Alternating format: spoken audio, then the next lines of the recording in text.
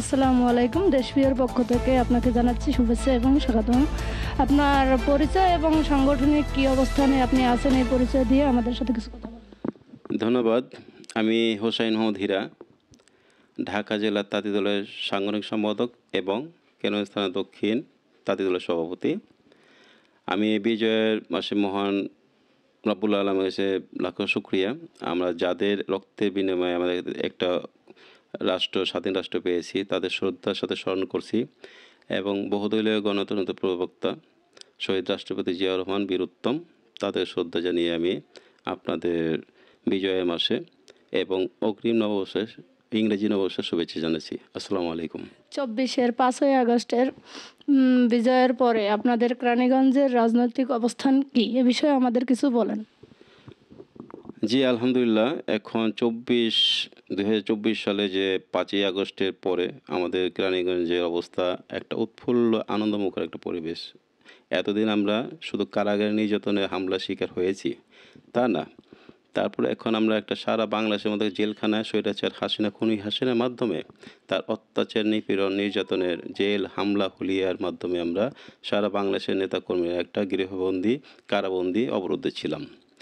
তারপর 24-এ অবৈধ হাসিনা পালানোর পর ছাত্র জনতা যে একটা উৎসবমুখর একটা আনন্দ, মানে একটা স্বাধীন সার্বভৌমত্ব একটা দেশে স্বাধীনভাবে মুক্তিচিন্তা আপনাদের সাথে আমরা একটা কথা বলতে পারছি, তো এই সুযোগটা কখন হয় নাই, কখনো আশা করি নাই। কিন্তু দুর্ভাগ্যক্রমে হাসিনা যে তার একটা স্বৈর শাসনের পতন হয়েছে, এটা আমরা মনের অন্তঃস্থল থেকে একটা আল্লাহর কাছে লাখো শুকরিয়া যে অন্তত বাংলাদেশের মানুষ একটা স্বাধীনভাবে একটা মুক্ত কণ্ঠে কথা বলার সুযোগ পাচ্ছে, স্বাধীনভাবে চলাফেরা করতে পারছে।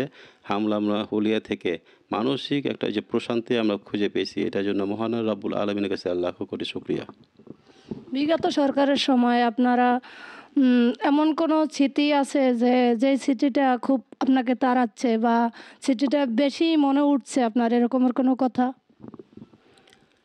বিগত সরকার আমলে স্মৃতি তো অনেক, হামলা মামলা হুলিয়া। এই আজকে যে একটা সময় বিজয়ের মাসে আমরা 2018 সালে আমার প্রিয় নেতা বিএনপি জাতীয় স্থায়ী কমিটির সদস্য দাদা গয়েশ্বরচন্দ্র রায়, উনি আমাদের কেরানীগঞ্জের অভিভাবক। 2018 সালের 25শে ডিসেম্বর একটা কলঙ্কিত কলুষিত অধ্যায় আমরা একটা পার করেছি। সেই অধ্যায়টা একটা এতই শিরহৃদয় ছিল যা এখনই শুনলে আমি এখনও মানে অশ্রু সজল সিক্ত আমি একটা কান্না বিজড়িত কণ্ঠে আমার ভারাক্রান্ত মন হয়ে যায়, যা ভাষায় প্রকাশ করার মতো না।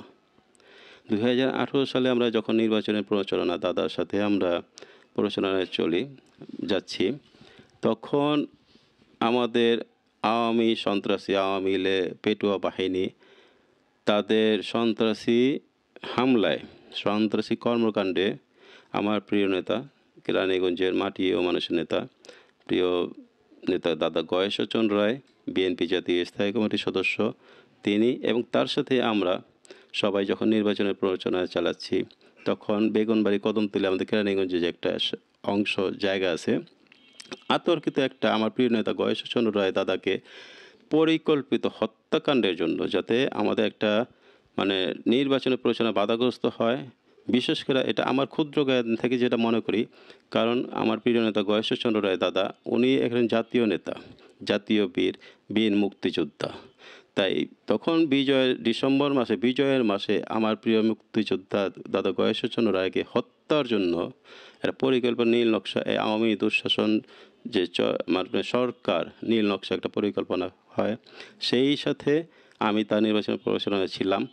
আমি আমার প্রিয় নেতাকে যখন হামলার শিকার হই, আমি আমার দিক বেদিক কোনো কিছু রাখতে পারি নাই। আমার মনে একটা ইচ্ছা, কিভাবে আমার নেতাকে প্রাণে রক্ষা করতে হবে। দাদা গুরুতর আহত হয়, তা আওয়ামী সন্ত্রাসীরা আমাকে জোরপূর্বক তুলে নিয়ে আমি দাদাকে যখন ঝাপটে ধরে যখন একটা সেফ নিরাপদ স্থানে আমরা নিয়ে যাই, তখন আওয়ামী সন্ত্রাসীরা আমাকে তুলে নিয়ে গিয়ে ইচ্ছামতো বেদরক আমাকে হাতুড়ি দিয়ে পিঠে আঘাত করে, আমার মাথায় 14টা সেলা হয়, রক্তক্ষরণে আমি তখন মহান রব্বুল আলমের কাছে একটাই প্রার্থনা করতেছি, আল্লাহ পাক হয়তো আমি নিশ্চয়ই মারা যাব। তখন আল্লাহর কাছে আমি মনে মনে একটা দোয়া বা যেরকম পড়ার চেষ্টা করতেছি, আমার হাতুড়ি দিয়ে আঘাত করে, তারপর আমার তুলে নেওয়ার জন্য বলতেছে আর তুলে নিয়ে যাওয়ার গুম করতে হবে। এই আওয়ামী সরকারের যে একটা বিগত সরকারের যে একটা আমলে একটা নীল নকশা ছিল, এটা তো বহু হামলা মামলা, পুলিশি হয়রানি। 2014 সালে অবৈধ নির্বাচন ছিল।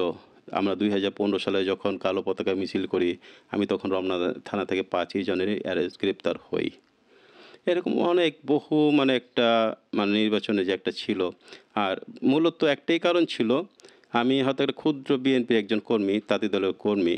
কেরানীগঞ্জে হয়তো একটাই বলতো, হীরাকে দমন করলে কিছুটা হইলেও যে আটকাতে পারি, কারণ তাকে একটা দমন করলে হয়তো কিছুটা অংশ একটু থেমে যেতে পারে। তাই হয়তো আমাকে এলাকা ভিত্তিকভাবে বিভিন্ন হয়রানি করে, যখন আমাকে বিভিন্ন প্রলোভন মানে একটা লোভ অফার দিল যে আওয়ামী লীগে যাতে আমি যোগ দেই, তখন হয়তো যোগ দিলে হয়তো আমার রাজনীতি করি, কিন্তু নীতি আদর্শে যদি আপনার জলাঞ্জলি দিয়ে যদি আমি আওয়ামী লীগে একটা হতাম, তাহলে হয়তো আমি এই অত্যাচার নিপীড়নের পরিবর্তে হয়তো বিপুল অঙ্কের টাকা, অবৈধ টাকার মালিক হতে পারতাম। কিন্তু আমি শহীদ জিয়ার আদর্শের সৈনিক, আমি গয়েশ দাদার সৈনিক, আমি তাই আমার রাজনীতি নীতি আদর্শ মানে নষ্ট করে নাই, বিলিয়ে দিই নাই টাকার বিনিময়ে বিভিন্ন